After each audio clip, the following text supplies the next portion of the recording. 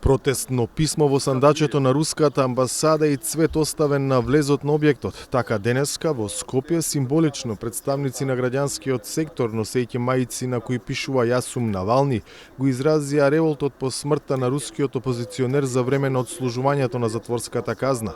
Писмото, прочитано на англиски јазик, беше и повик до граѓаните на Русија.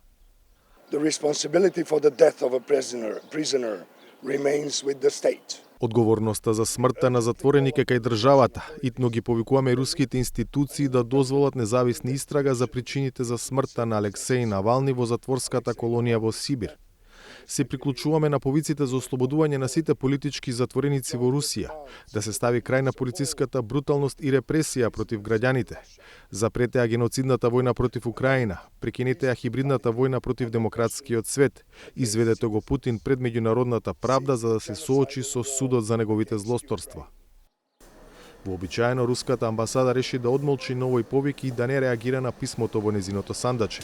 За разлика од други земји, па и во соседството, каде се организираа поголеми протести пред тамошните руски амбасади, во земјава немаше граѓански собири, а денешниот настан во Скопје помина без поголемо медиумско внимание. Смртта на Навални предизвика реакции на Вашингтон и на Брисел.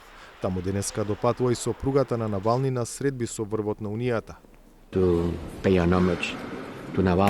За да му оддадеме почит на Навални на неговото дело, на министрите ќе им предложиме да ја преименуваме нашата награда за човекови права во режими под санкции во награда Навални за човекови права во режими под санкции.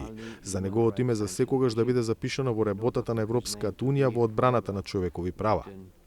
Ако решат да ме убијат, тоа значи дека сме неверојатно силни, беше една од изјавите која Навални често ја повторуваше како доказ за неговиот пркос кон Владимир Путин и начинот со кој владее од Кремљ. За Гласот на Америка, од Скопје, Владимир Мирчевски.